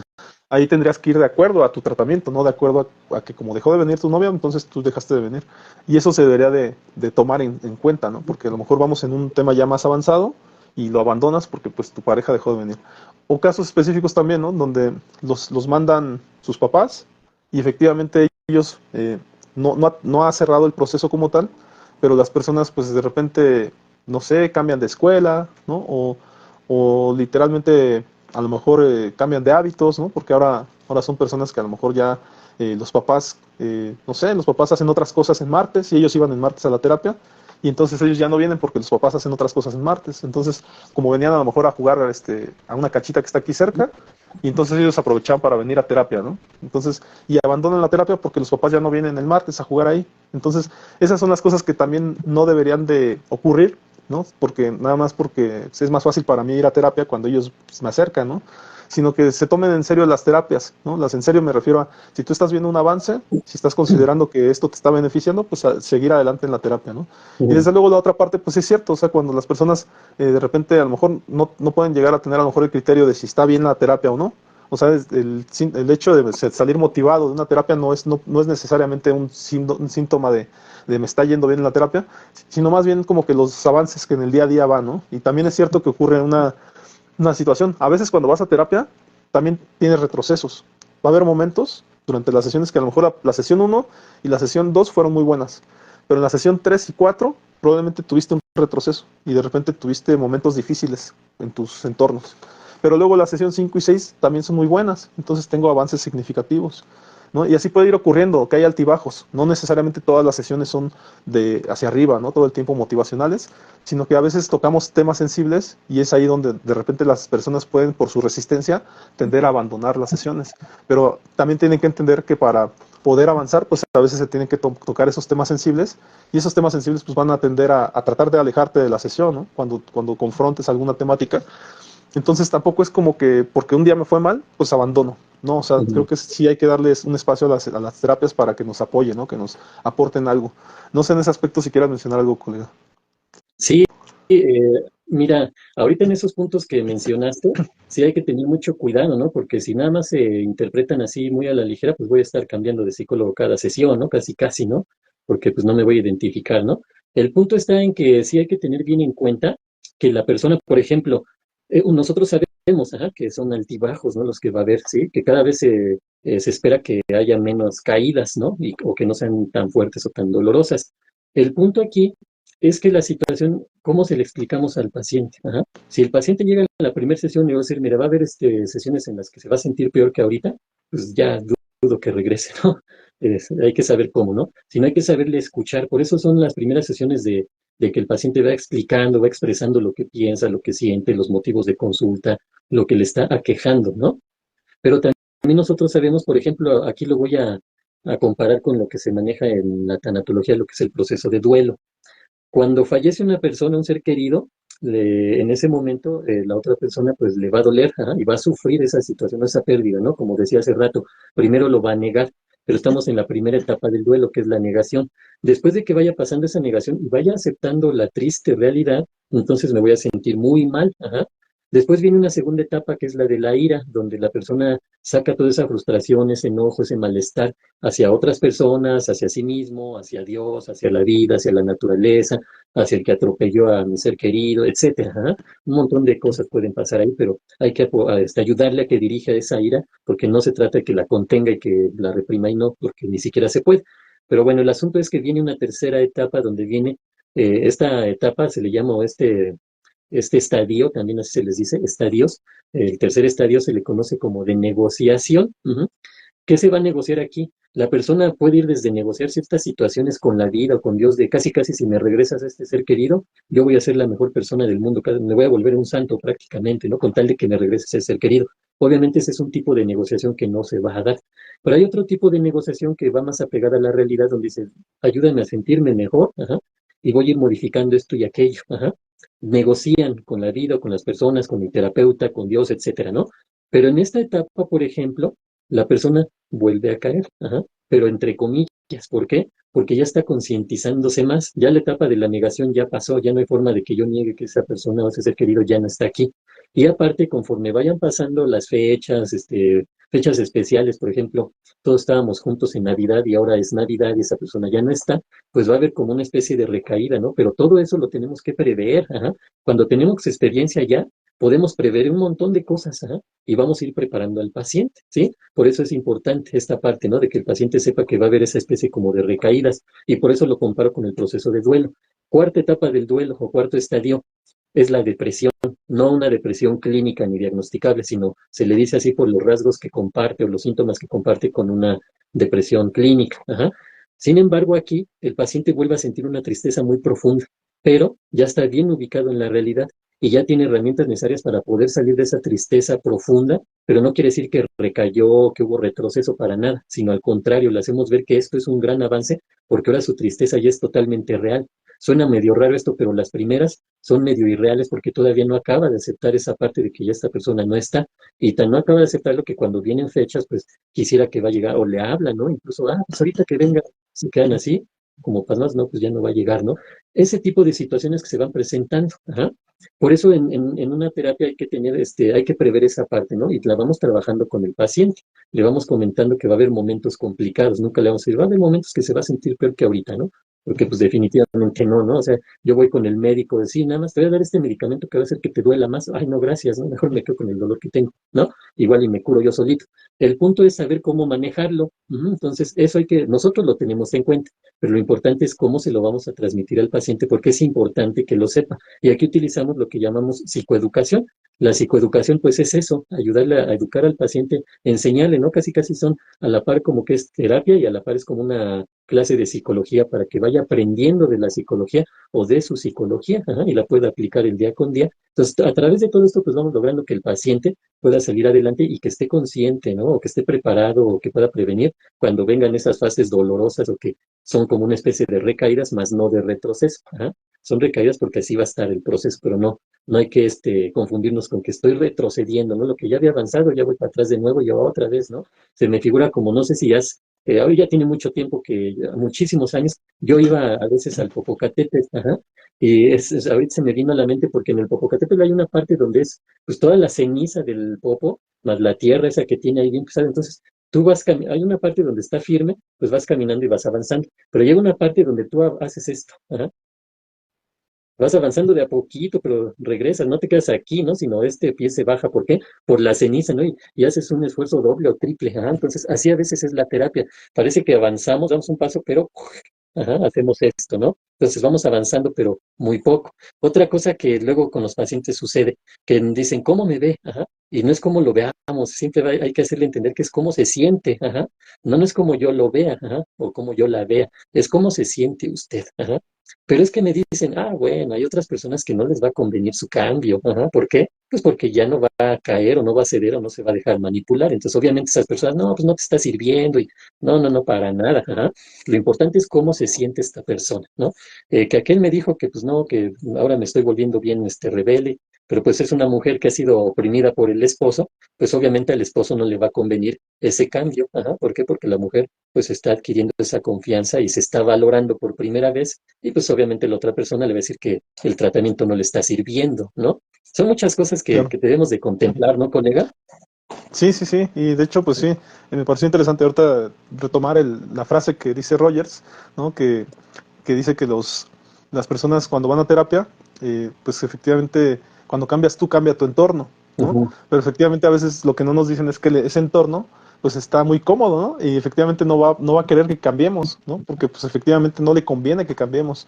Entonces es parte de lo que mencionas, o sea, efectivamente el entorno está acostumbrado a que seamos como somos, cuando van a terapia y cambian, pues lógicamente el entorno los rechaza, ¿no? Pero ya ellos con el tiempo, pues es lo que van a tener que comprender que los que están cambiando son ellos, no necesariamente el entorno donde están. Y ujú. eso ellos más bien tendrán que adaptarse a este nuevo cambio, ¿no? De la persona que estamos nosotros teniendo en terapia. Pero sí, colega, en ese aspecto me gustaría a lo mejor ir cerrando, ya nos dio el Claro, tiempo, pero también, también nos dio para pues otro podcast de la mentira, que yo quería sí, sostenerlo un poquito para ir descubriendo más cosas, como te das cuenta, pues a lo mejor, y te agradezco también porque el día de hoy pues te tocó a lo mejor relatar muchas cosas, pero son importantes porque yo sí entiendo que en el psicoanálisis hay mucho que responde a la mentira, ¿no? Ya por ahí ya nos tocará tocar otras temáticas, pero la verdad es que tu aporte del día de hoy fue muy bueno y te agradezco esa gracias, parte. En ese sentido, pues colega, pues muchas gracias también por la con gusto. colaboración y desde luego pues decirles a las personas, ¿verdad? Que nos sigan en nuestros canales. Mi colega Israel Galicia está por ahí en Psicología del Alma y la verdad es que vi que tenía muchas visitas, ¿verdad? El podcast de Pienso Luego Existo, ya le vi que tiene muchas visitas y qué Bien, bueno, pues ya tiene, felicidades. De eso se trata, gracias. ¿no? Porque aparte son temáticas muy interesantes, ¿no? Y pues también en mi caso, pues como Psicomar Susano, agradecerles porque también afortunadamente hemos tenido muchas visitas en estos proyectos que vamos sacando poco a poco. Pero bueno, colega, en ese aspecto, ¿qué nos puedes mencionar ya para ir cerrando? Igual pues que les invites a tus redes sociales, ¿no? Claro, gracias. Bueno, antes que nada, un gusto compartir contigo estos podcasts, Omar, son muy beneficiosos, tanto para nosotros como una especie de, de retroalimentación, como para las personas que puedan verlos y pues en algún momento nos puedan contactar incluso para agendar cita o cosas por el estilo, ¿no? Yo estoy en el 55 14 93 95 80, esa es para que me puedan contactar directamente vía WhatsApp. Y estoy en mis redes sociales, como mencionabas, como Psicología del Alma. Ahí está, por ahí va a estar mi logo, así está en lo que es Facebook, YouTube, Twitter, Instagram, TikTok, ahí andamos, ¿no? Hasta en LinkedIn andamos por ahí. Pero bueno, eso sería con respecto a esto. Y pues la posibilidad, ¿no? Ya quedó, ahora sí que más bien apertura, ya ni posibilidades, ya es apertura para el siguiente podcast, seguir hablando de lo que es la mentira. Y yo sí me gustaría ya entrar más de lleno a esta parte para que la gente pueda detectar al mentiroso, ¿no? Eso se me hace bien interesante poderlo compartir con las personas y yo creo que les va a interesar bastante esto y también tener que conocer más sobre los tipos de mentiras que hay. Ajá, hasta a lo mejor yo en el siguiente podcast me enfocaría en esto. Los temas que tocamos hoy pues iban muy asociados porque nos ayudan a entender que no todo es mentira, ¿no? También hay autoengaño, también hay situaciones de inconsciencia, hay situaciones de desconocimiento, ajá, también de ignorancia, ¿no? Que yo ignore algo, pues no significa que sea mentiroso, ¿no? Simplemente no lo conozco, ajá, y a lo mejor creo conocer y hablo algo pero no por cuestión de mentir, sino por una cuestión de que yo creía esto, ¿no? Como siempre sale el tema, el ejemplo de la tierra plana, ¿no? Que pues creían, ¿no? No es que nos quisieran engañar que la tierra es redonda, pero les vamos a decir que es plana para engañarlos a todos. No, en realidad creían que la tierra era plana y pues los que no se dedicaban a la ciencia o al estudio de todo eso, pues lo creían, ¿no? pues últimamente ellos son los que saben, pues me dicen eso. Es como cuando vamos con un médico, con un abogado y ponemos nuestro caso en sus manos porque creemos en esa persona, porque pues es el abogado, él sabe de leyes, él me va a sacar adelante de esto. Y el abogado, hablando de esas áreas en las que se utiliza la mentira, pues aquí se utiliza demasiado, ¿no? Pero demasiado, y con buenas o con malas intenciones, dependiendo la situación, ¿no? Pero bueno, entonces yo agarro, pongo mi caso en las manos del abogado, el abogado empieza a mentir y lo que quiere es sacarme dinero. Hay abogados que son muy buenos, ajá, y bien honestos, aunque la gente no crea, ajá, también hay abogados bien rectos, bien, que sí, sí le hacen honor a su carrera, ¿no? Derecho, ¿no? Se van derecho, otros pues se van chueco y, pues, en fin. Pero bueno, esa es la parte de la mentira. Ahorita todo lo que tratamos fue bien interesante en el sentido de entender, ¿no? Que hay mentira, hay engaño, hay autoengaño, hay inconsciencia, hay desconocimiento de los temas, hay ignorancia, todo, y no todo va englobado en la mentira, ¿no? Sino dependiendo de la situación. Pues de mi parte sería todo, colega. Un gusto como siempre estar aquí contigo. Israel Galicia a sus órdenes. Estamos aquí y pues ya nos andaremos viendo en el podcast del lunes en Pienso, Luego Existo, que ahora que estuvimos ahí como que hasta en una parte de este podcast estuvimos ahí medio filosofando, ¿no? Casi, casi. Sí. Bueno, el lunes platicamos sobre lo que son los videojuegos y dentro de 8 días pues nos andamos viendo aquí con la tercera parte del tema de la mentira. Pues muchas gracias, colega, muchas gracias a los que estuvieron allá muy atentos. Y pues yo soy Gracias a Sicomar todos. Susano y vemos la repetición por ahí en YouTube, Sicomar Susano. Así es que nos vemos en la siguiente y pues muchas gracias. Hasta luego. Hasta luego. Buenas tardes a todos y a todas.